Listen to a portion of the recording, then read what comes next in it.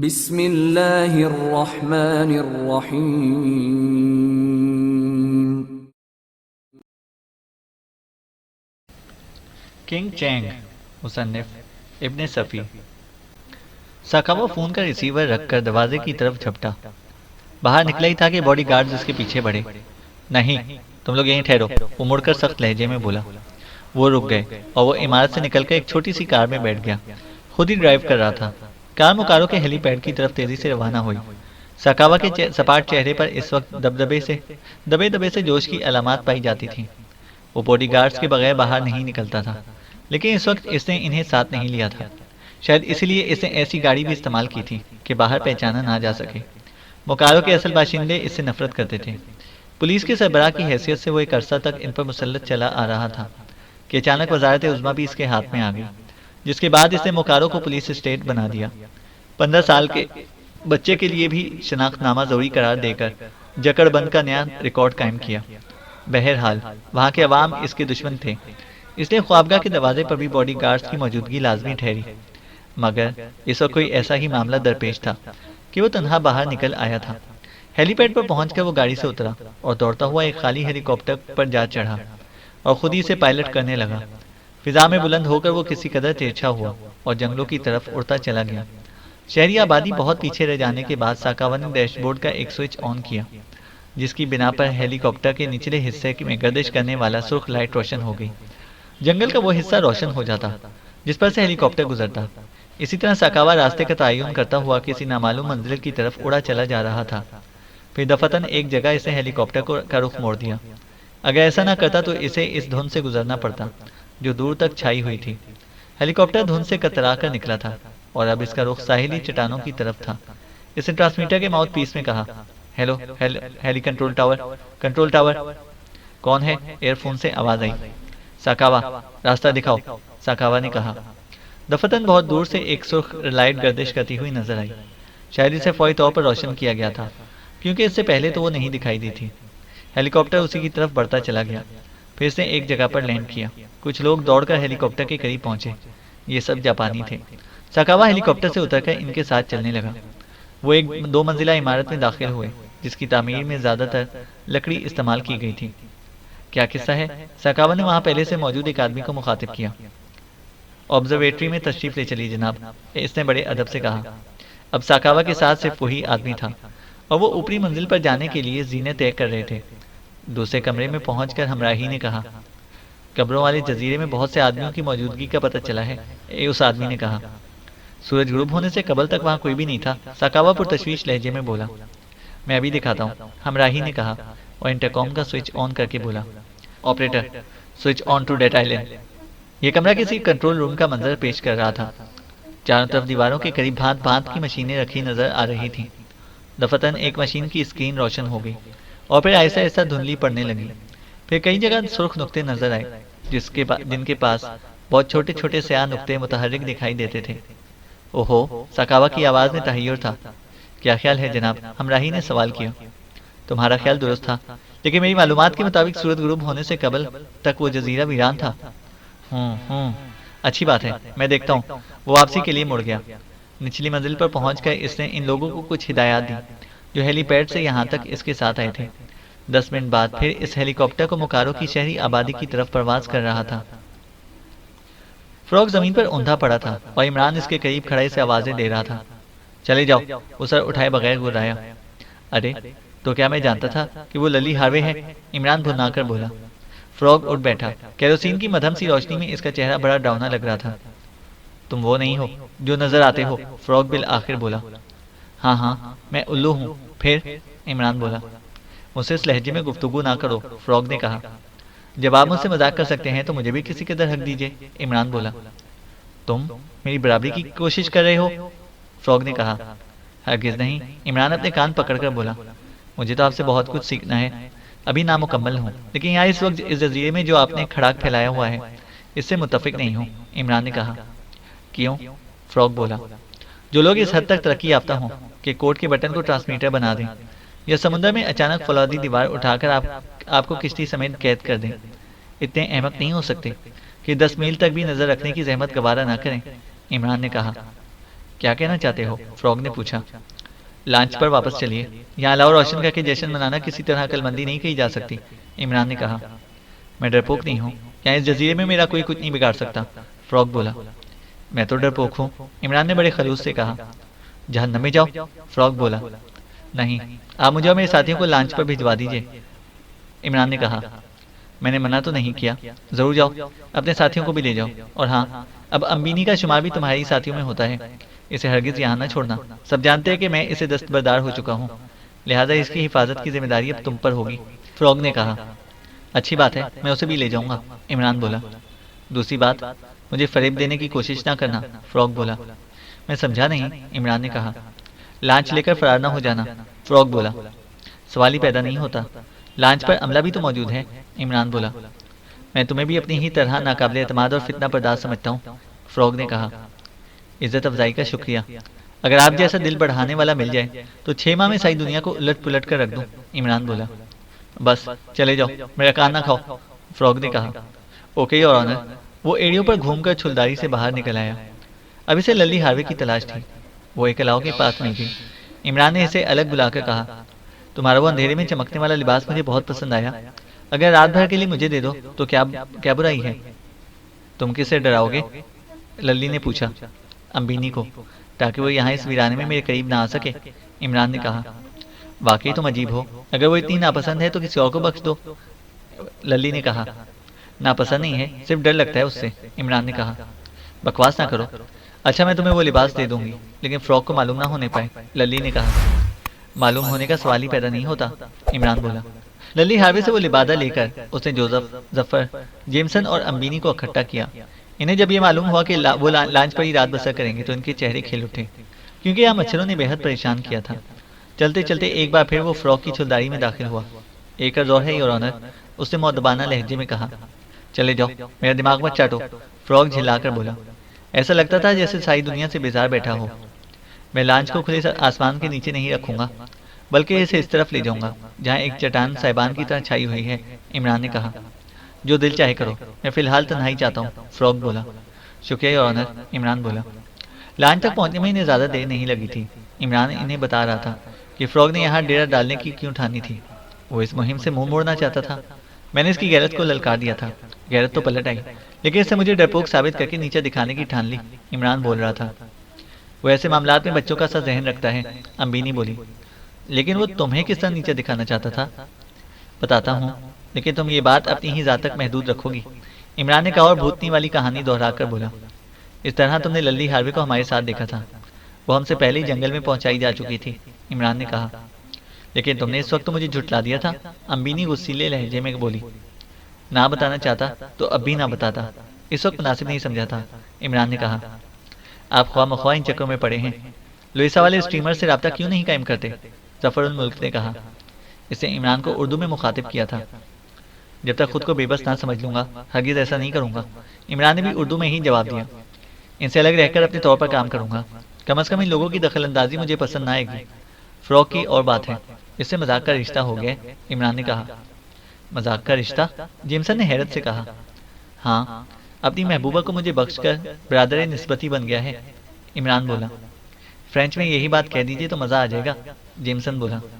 खत्म करो ये किस्सा, लांच को किसी महफूज मकाम पर लेकर जाने, इमरान ने कहा और कैप्टन के केबिन की तरफ बढ़ गया। तुम लोग अपनी जबान में क्या बातें कर रहे थे? अम्बिनी ने जफर से पूछा। यही कि तुम बेहद खूबसूरत हो, जेमसन बोल पड़ा। रीचो की जबानी अपने हुस्न की तारीफ सुनकर मुझे खुशी नहीं होती, अम्बिनी ने कहा। हालांकि रीछों के बारे में सुना जाता है कि, जेमसन ने कहना चाहा।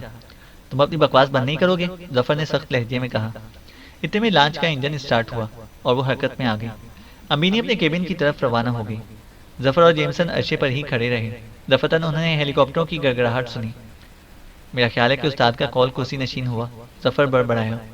दौड़ते हुए कदमों की आवाजें अर्शे पर गूंजने लगी और लांच की रफ्तार पहले से ज्यादा तेज हो गई। फिर जजीरे की तरफ से धमाके सुनाई दिए। तैयार हो जाओ, उन्होंने इमरान की आवाज सुनी। लांच इस हिस्से में दाखिल हो रही थी जहां इसे अब लंगर अंदाज होना था। जोसेफ, मेरे साथ सिर्फ तुम चलोगे, इमरान ने ऊंची आवाज में कहा। ओके बॉस, जोसेफ की आवाज आई। धमाकों की आवाजें बराबर आ रही थीं। फ्रॉग और इसके साथी गैर मुसल्लह नहीं थे, इनके पास स्ट्रेन गनें थीं। जोसेफ ने बड़ी फुर्ती से लिबास तब्दील किया और स्टेनगन संभाल कर तैयार हो गया। तुम यहाँ ठहरकर लॉन्च की हिफाजत करोगे, इमरान ने जफर और जेमसन से कहा। अम्बिनी खामोशी से खड़ी थी। दफतन इमरान के शाने पर हाथ रखकर बोली, क्या तुम्हारा जाना जरूरी है? इमरान ने इसका हाथ झटक कर साहिल पर छलांग लगा दी। इसके पीछे जोसेफ भी कूदा था। लेकिन बॉस, उधर के रास्ते से हम वाकिफ नहीं हैं, जोसेफ ने कहा। किनारे किनारे उसी तरफ दौड़ चलो जहाँ लॉन्च पहले खड़ी थी, इमरान बोला। इमरान और इसके साथियों के रुखसत हो जाने के बाद फ्रॉग बाहर निकला। गिटार और बोंगो के नगमे फिजा में गूंजने लगे थे। लली हार्वे रक्स कर रही थी और वो सब हलक फाड़ फाड़ कर गा रहे थे। इससे पहले अच्छी खासी शराब नोशी भी हुई थी। पाली मोगा को फ्रॉग ने इशारे से अपने पास बुला लिया। क्या तुम बिल्कुल तन्हा थे? इससे सवाल किया। जी हाँ। मुतालिकीन में कोई भी नहीं? फ्रॉग ने पूछा। बीवी पिछले साल फौत हो गई थी, हम लावल थे, पाली ने कहा। अब तुम ओकारो में कदम नहीं रख सकोगे। क्यों? फ्रॉग ने कहा। जाहिर है जनाब, पाली बोला। लेकिन इस सूरत में क्या होगा अगर तुम $50,000 के इनाम के मुस्तहिक हो जाओ? फ्रॉग ने कहा। साकावा के हाथों मरना कबूल, लेकिन इसके इनाम का तस्वुर भी मेरे लिए तौहीन का बाइस होगा, पाली ने कहा। मतलून मिजाजी में तुम ओकारो वाले अपना जवाब नहीं रखते, फ्रॉग ने कहा। बात यहीं तक पहुंची थी कि वो दोनों ही चौंक पड़े। हेलीकॉप्टर, पाली मोगा हिकलाया। हेलीकॉप्टर के इंजन चिंगारते हुए फिजा के सुकून को दरहम बरहम कर रहे थे। फ्रॉग ने दोनों हाथ हिलाकर अपने आदमियों को कुछ इशारा किया और वो दौड़ते हुए बाएं जाने वाली झाड़ियों में घुसने लगे। फिर फ्रॉग और पाली मोगा भी इनमें शामिल हो गए। 2 हेलीकॉप्टर्स इस मैदान तक पहुंचे जहां उन्होंने अलाव रोशन किए थे। उन्होंने मैदान का एक चक्कर लगाया और इन पर दस्ती बम फेंके जाने लगे। ये बम चारों तरफ की झाड़ियों में गिर रहे थे। फ्रॉग बेतहाशा दौड़ा जा रहा था, अंधेरे में जिसके जिधर सींग समाये भाग निकला। दफतन हेलीकॉप्टरों की जेरी सर्च लाइटें भी रोशन होगी और अब वो जंगल पर प्रवास कर रहे थे। फ्रॉग फिर मैदान की तरफ मुड़ा। वो किसी जंगली जानवर ही की तरह झाड़ियों में दुबकता हुआ रास्ता तय कर रहा था। इसकी भारी जिसामत को मद्देनजर रखते हुए तवक्का नहीं की जा सकती थी कि वो इतना फुर्तीला साबित होगा। स्ट्रेनगन इसके शाने से लटकी हुई थी। वो चाहता तो हेलीकॉप्टरों की सर्च लाइटें तो बेकार हो जाती, लेकिन इसने फायरिंग नहीं की। हेलीकॉप्टरों से अब बम नहीं गिर रहे थे, शायद स्टॉक खत्म हो गया था। जंगलों में कई जगह आग लग गई थी। फ्रॉग मैदान के करीब पहुंचकर झाड़ियों में दुबक गया। जंगल में लगी हुई आग का धुआं आहिस्ता आहिस्ता जजीरे पर मुसल्लत होता जा रहा था। फ्रॉग के साथी तितर बितर हो चुके थे। पाली मोगा और लली हार्वे का भी कुछ पता ना था। हेलीकॉप्टर जंगल से निकलकर वे इस छोटे से मैदान के गिर्द चक्कर लगाने लगे, लेकिन यहाँ सन्नाटा था। शायद वो लोग अपनी कारकर्दगी का जायजा लेना चाहते थे। फ्रॉग इन्हें खूंखार नजरों से घूर रहा था। वो इन रोशनियों की जद से बाहर था। मैदान के 2-3 चक्कर लगाने के बाद मगरिब की तरफ उड़ते चले गए और फिर अथाह सन्नाटा तारी हो गया। इनकी आवाज़ें बहुत दूर से आ रही थीं। फ्रॉग झाड़ियों में दुबका हुआ हाँफता रहा। दफतन बाई जानिब से आवाज़ आई। अरे, कोई जिंदा भी है या सब मर गए? फ्रॉग ने आवाज़ पहचान ली। इमरान के अलावा और कोई नहीं हो सकता था। वो झाड़ियों से निकल आया। इमरान और जोसेफ लपकते हुए इसके करीब पहुंचे थे। आप खैरियत से तो है ना? इमरान ने पूछा। फ्रॉग कुछ ना बोला। इमरान के शाने पर हाथ रखे खामोश खड़ा रहा। वो फिर पलटेंगे योर ऑनर, इसलिए जल्दी कीजिए। मैं इनके पलटने का ही मुंतज़िर हूँ। आओ इधर झाड़ियों में आ जाओ, फ्रॉग ने कहा। इमरान और जोसेफ ने चुपचाप तामील की। तुम्हारे अंदाजे 100% दुरुस्त होते हैं, फ्रॉग भराई हुई आवाज़ में बोला। लेकिन वो अब क्यों वापस आएंगे? अपनी कारकर्दगी का अंजाम देखने और अपने जो 2-3 मुसल्ला आदमी उतार गए थे, इन्हें वापस ले जाने के लिए, इमरान ने कहा। 3 आदमी? फ्रॉग उछल पड़ा। वो उधर की झाड़ियों में मुंतज़िर हैं कि कब मैदान साफ देखकर आपके बचे कुछ आदमी इधर आए और वो इन्हें भून कर रख दें, इमरान ने कहा। ओह, फ्रॉग ने आगे बढ़ना चाहा। ठहरिए, आप कहाँ चले? उन्हें आराम करने दीजिए, इमरान ने कहा। क्या मतलब? फ्रॉग पलट कर गुर्राया। अब मैं इतना उल्लू भी नहीं हूँ कि इन्हें आराम से सुलाए बगैर इधर आ जाता, इमरान ने कहा। ओह शाबाश, बहुत अच्छे, फ्रॉग बोला। इनकी बेहोशी 2 घंटे से पहले ख़त्म नहीं हो सकती, इमरान ने कहा। ये तुमने अच्छा किया कि इन्हें ख़त्म नहीं किया। वाकई दानिशमंद हो, फ्रॉग बोला। आपके दूसरे खादिम कहाँ हैं? इमरान ने पूछा। जो बच गए होंगे मेरे इशारे के मुंतज़िर होंगे। अगर इशारा ना मिला तो कल सुबह में ये लाश ढूंढने निकलेंगे, फ्रॉग ने कहा। आपने उन्हें बहुत उम्दा ट्रेनिंग दी है, इमरान ने कहा। अरे वो लांच तो महफूज है ना? फ्रॉग चौंक कर बोला। मुतमईन रहिए, वो खुले में नहीं है। इसे तलाश करने के लिए उन्हें ज़मीन पर उतरना पड़ेगा, इमरान ने कहा। मेरी समझ में नहीं आता कि तुम्हारे लिए क्या करूं, फ्रॉग पुरमसरत लहजे में बोला। अम्बिनी वापस ले लीजिए, इमरान ने कहा। फ्रॉग हंस पड़ा और बोला, फौलादी असाब के मालिक हो, ऐसे हालात में भी मजाक की हिस्स जागती रहती है, फ्रॉग ने कहा। आप फिर मजाक में टाल रहे हैं। जब से वो मुझे बख्शी गई है ऐसा लगता है जैसे मेरी दुम निकल आई हो, इमरान ने कहा। फ्रॉग का कहका इस बार खासा बुलंद आहंग था। इमरान ने जोसेफ से अरबी में कहा, तुम इन्हीं तीनों के पास जाओ, कहीं इनमें से किसी को सांप ना डस ले। बहुत अच्छा बॉस। जोसेफ झुका ही झुका, तेजी से आगे बढ़ा और नजरों से ओझल हो गया। यह किस जबान में गुफ्तगू हुई थी? फ्रॉग ने पूछा। स्पेनी में। प्रिंस ने फ्रांसीसी ना बोलने की कसम खा रखी है, अंग्रेजी या स्पेनी में गुफ्तगू करते हैं, इमरान ने कहा। तुम ऐसे क्यों साथ लाए हो? इमरान बोला। ओह, शायद आपको इल्म नहीं है कि प्रिंस गोरिल्ला जंग के माहिर हैं। इस वक्त फर्क मुरातब उठ गया है, हम दोनों सिर्फ सिपाही हैं। मैंने इन्हें इन तीनों के पास भेजा है कि सांप से ना डसे जाएं, इमरान ने कहा। मैं तुम्हारी सलाहियतों से मरूब हो चला हूँ, नौजवान आदमी, फ्रॉग ने कहा। शुक्रिया योर ऑनर, इमरान बोला। करीबन 20-25 मिनट के बाद फिर हेलीकॉप्टरों की आवाज़ें सुनाई दी और एक हेलीकॉप्टर सर्च लाइट डालता हुआ मैदान पर से गुजरने लगा। इसके बाद दोबारा मगरिब की तरफ प्रवास कर गया। मेरा ख्याल है कि इशारा मिले बगैर वो नीचे नहीं उतरेगा, इमरान आहिस्ता से बोला। कैसा इशारा? फ्रॉग ने कहा। हो सकता है कि इन तीनों की तरफ से कोई इशारा मिलने के बाद ही लैंड करने की ठहरी हो, इमरान ने कहा। तुम ठीक कहते हो, सिर्फ चक्कर लगाकर वापस चले जाने का यही मतलब हो सकता है, फ्रॉग बोला। इनकी तरफ से इशारा तो मिलने से रहा, इमरान ने कहा। जाहिर है, फ्रॉग बोला। तो फिर कुवत ज़ाया करने से क्या फ़ायदा, इमरान ने कहा।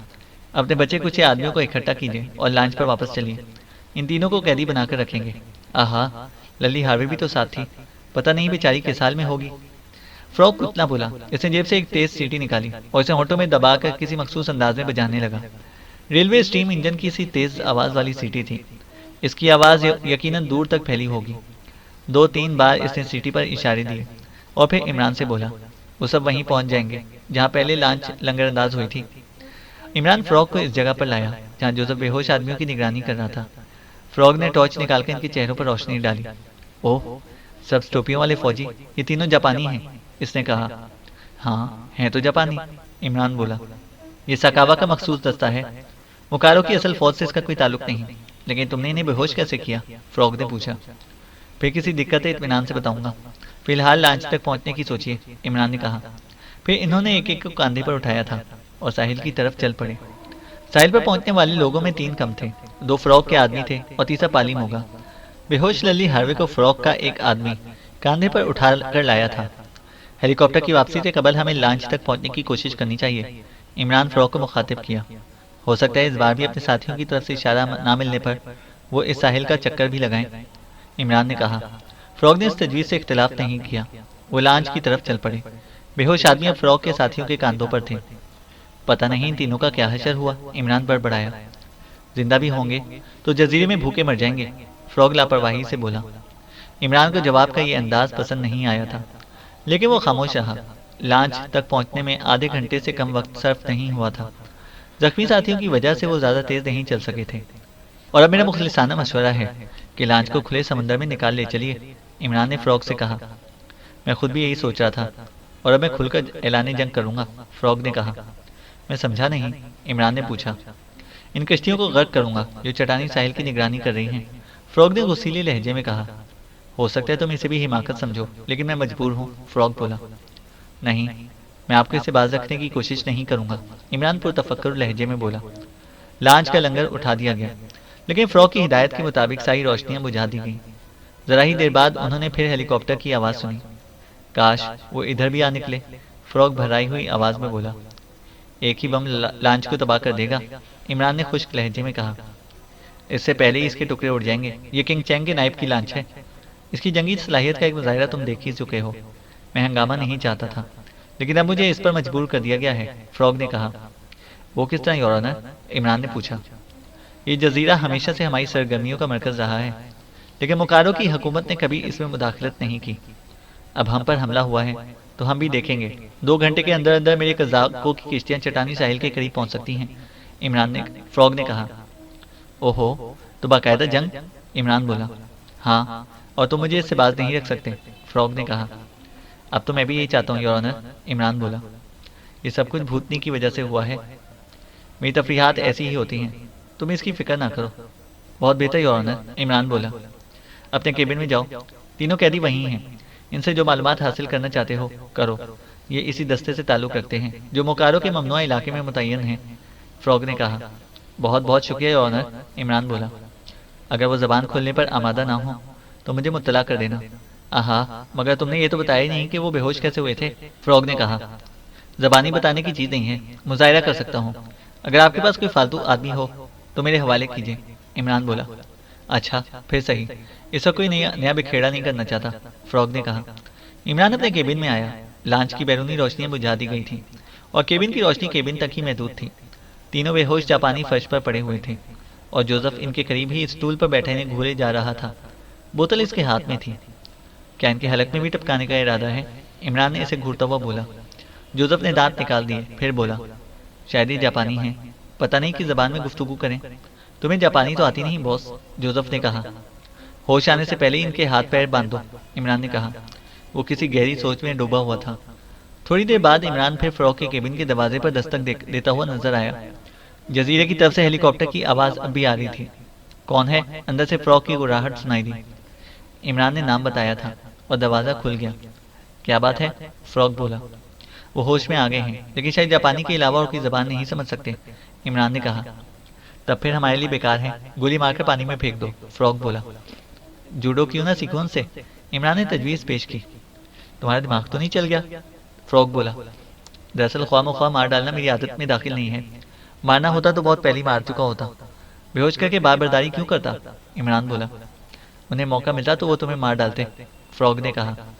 इस सिलसिले में मेरे अपने असूल हैं, इमरान ने सर्द लहजे में कहा। मैं सिर्फ उसे मार सकता हूँ जो मुझ पर हमला करे, इमरान बोला। ये तो खुली हुई शराफत है, मैं शरीफ आदमियों को पसंद नहीं करता, फ्रॉग ने कहा। हम जैसों को पसंद ही कर लिया कीजिए, कारामद साबित होते हैं। अब फिर आपको आगाह करता हूँ कि इन तीनों की बाजियाबी ना हो सकने के बाद वो इस तरफ किश्तियाँ भी रवाना करेंगे, इमरान ने कहा।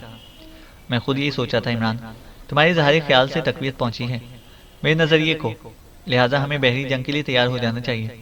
वैसे हम खुद ही चटानी साहिल की तरफ बढ़ रहे हैं, फ्रॉग ने कहा। चटानी साहिल की तरफ बढ़ने का मतलब ही बहरी जंग है। अब इसे खसूसियत से तैयार हो जाने का क्या सवाल है, इमरान ने पूछा। क्या तुम खैफ हो? फ्रॉग ने पूछा।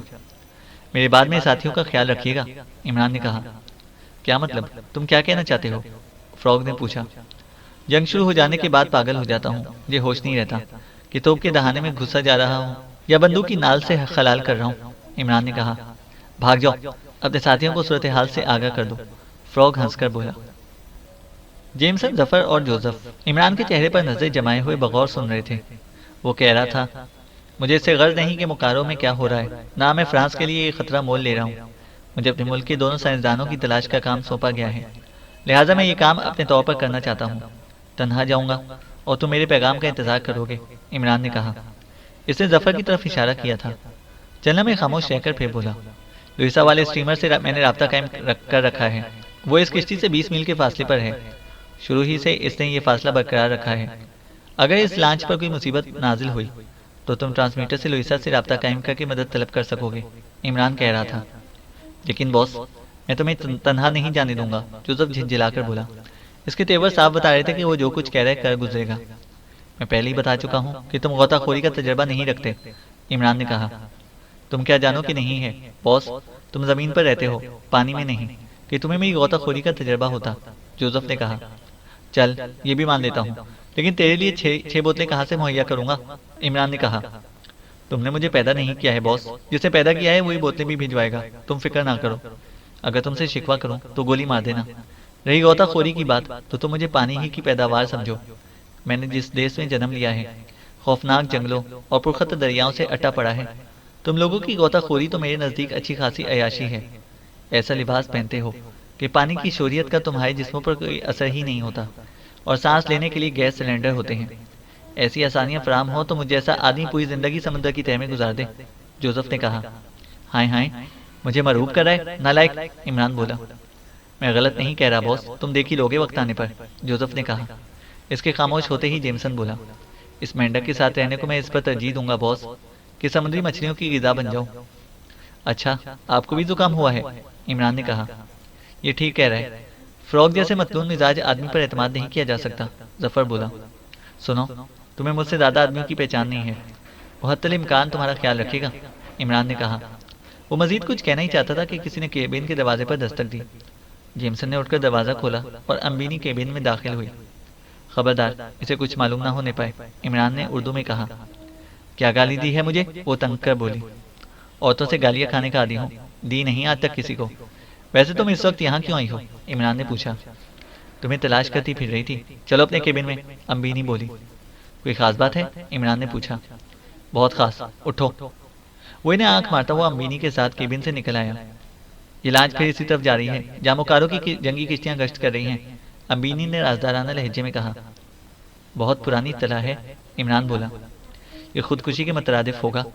अभी तुम इनकी एक दीवानगी देख चुके हो, 3 आदमी ख्वाह मख्वाह जाया करा दिए, अम्बीनी ने कहा। दूसरे की बाकी बचे, इस जिंदगी में रखा ही क्या है? इमरान बोला। मैं तो जिंदा रहना चाहती हूँ, अम्बीनी बोली। जरूर रहो, तुम्हें किसने मना किया है? इमरान ने कहा। तुम सचमुच दरिंदे हो, अम्बीनी बोली। जाओ अपने केबिन में जाओ, इमरान ने नरम लहजे में कहा। मेरी जिंदगी का मकसद औरतों के मीठे बोल सुनना नहीं है, जबरदस्ती गले पड़ जाती हैं, इमरान ने कहा। अच्छी बात है, अब मैं तुम्हें अपनी शक्ल ना दिखाऊंगी, वो गुस्सीले लहजे में बोली। तुम्हारी शक्ल देखकर मेरा बैंक बैलेंस नहीं बढ़ जाता, इमरान बोला। कमीने, जलील, जहन्नम में जाओ। वो बिलबिलाती हुई अपने केबिन की तरफ चली गई। आपने अच्छा नहीं किया योर मैजेस्टी, इसने पुष्ट पर जेमसन की आवाज़ सुनी। छुप छुप कर बातें सुनते हो, इमरान ने गुस्सीले लहजे में कहा। पेशा ही यही है जनाब आली, जेमसन बोला। इमरान फिर जफर के केबिन में वापस आ गया और जोसेफ से बोला।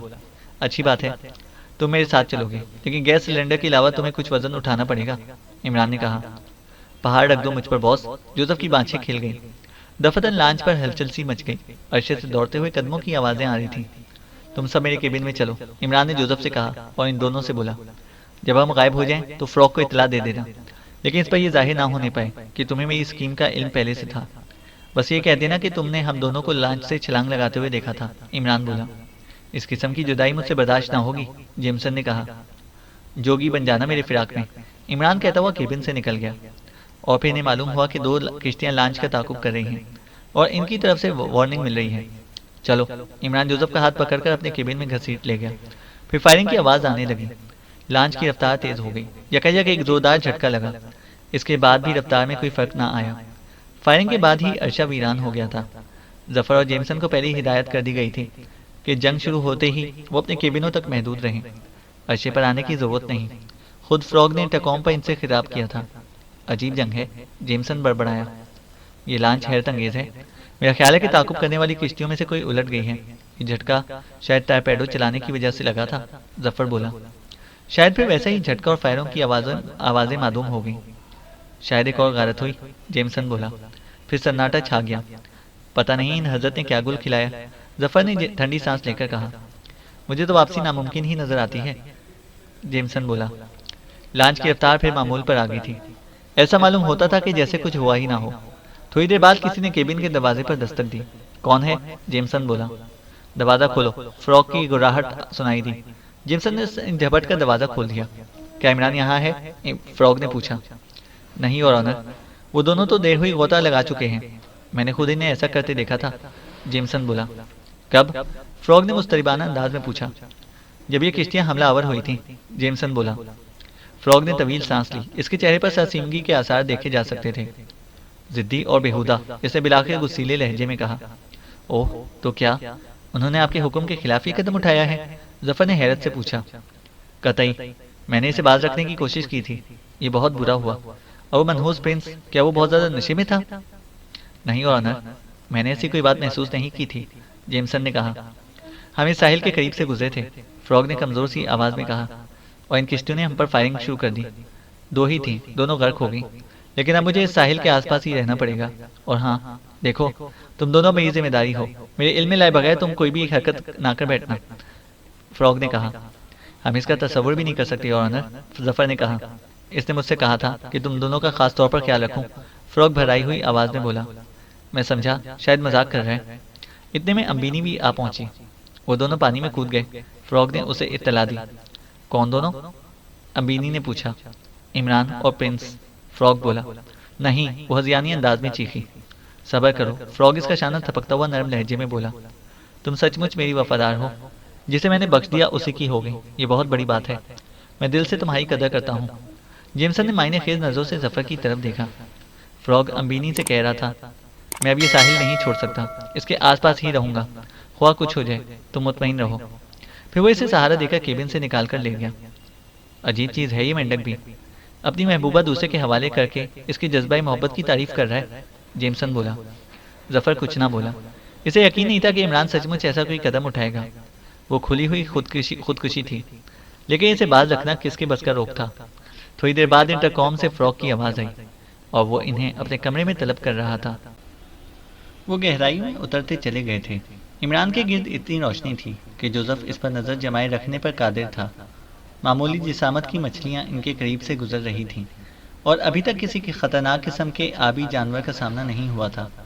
इमरान थोड़ी थोड़ी देर बाद मुड़कर जोसेफ को देख लेता था।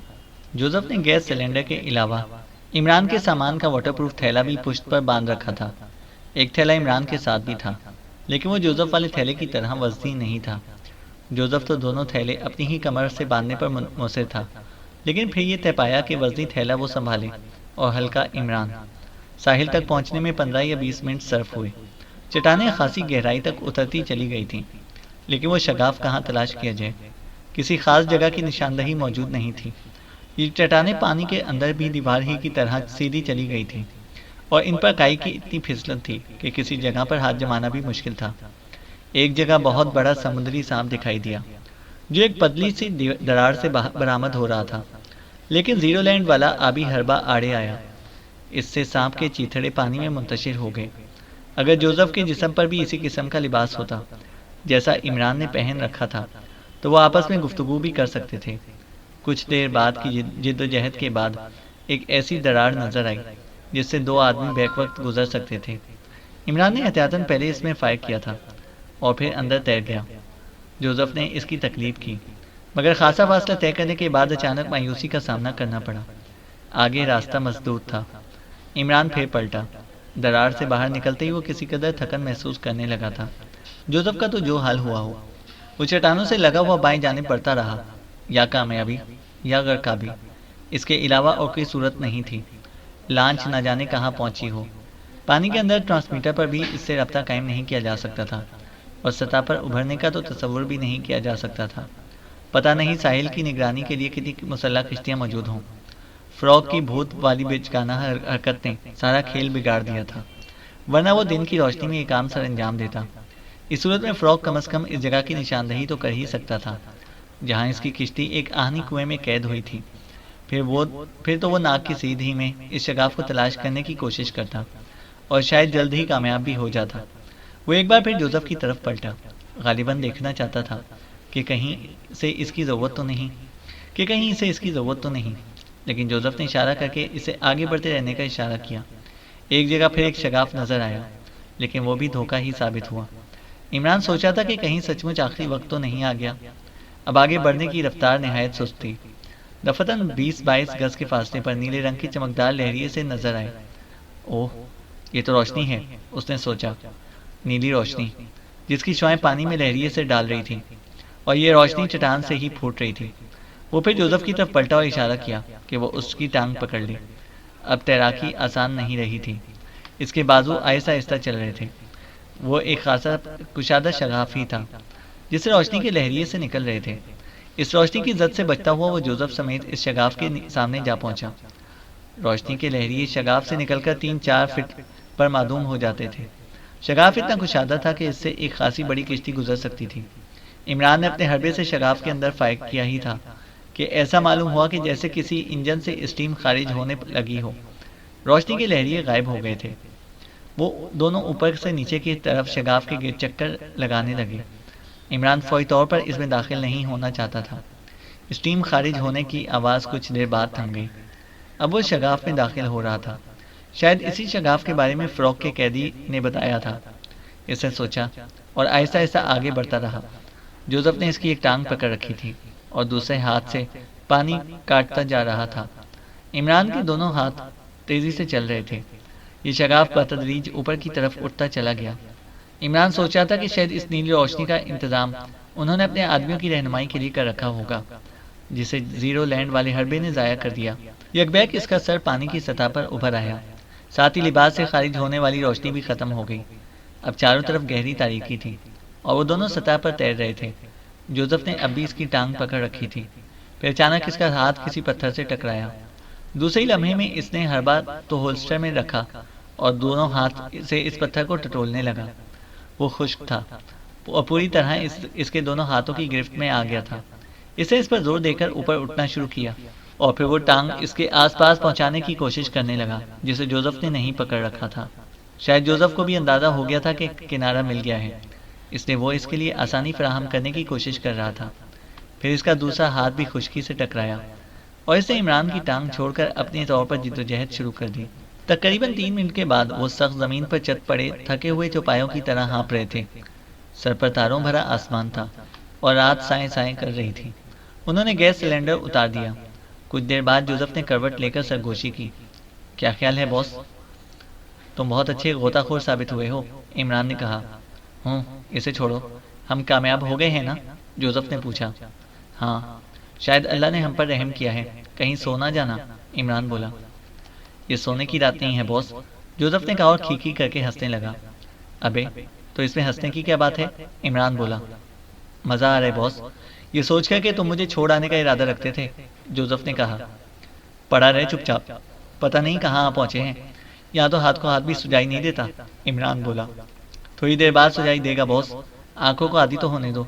कुछ देर बाद तारों की छाँव में बहुत कुछ दिखाई देगा, जोसेफ ने कहा। सुनो, हमें इस जगह से हट जाना चाहिए, इमरान बोला। ठीक है बॉस, मैं भी यही सोच रहा था। ये तो अच्छा खासा रास्ता है, हो सकता है पोशीदा आमदोरफ्त का मुस्तकिल रास्ता हो, जोसेफ ने कहा। इमरान के थैले में टॉर्च भी मौजूद थी, लेकिन उसने इसको इस्तेमाल करना मुनासिब ना समझा। जहाँ तक मस्ता ज़मीन मिली, सीने के बल रेंगते चले गए। फिर चट्टानों के हेवले नजर आने लगे और ज़मीन भी नाहमवार हो गई और इन्हें घुटनों के बल बैठना पड़ा। अब वो चौपायों की तरह हाथों और पाँव पर से चल रहे थे। एक बड़ी सी चट्टान की ओट में पहुंचकर इमरान रुक गया। फिलहाल यही हमारी मंजिल है, वो आहिस्ता से बोला। गैस सिलेंडर और थैला पुष्ट से उतार दो, इमरान ने कहा। जोसेफ खामोशी से इमरान के हुक्म की तामील कर रहा था। फिर इमरान बोला, यह बड़ा अच्छा हुआ कि अपना बोझ खुद ही उठा कर लाए हो। मैं नहीं समझा बॉस। तुम्हारे थैले में 2 गैलन पुनियारी की कच्ची शराब मौजूद है, इमरान ने कहा। बॉस, जोसेफ भराई हुई आवाज में बोला। आसमान पर वो और ज़मीन पर तुम मेरे बाप हो। तुम्हारे अलावा और किसी ने मेरा इतना ख्याल नहीं रखा। आसमानी बाप ने जिंदगी दी है और तुम पाल रहे हो। इसे टटोल कर इमरान का हाथ पकड़ा, इसे वालिहाना अंदाज में चूमने और आंसुओं में भिगोने लगा।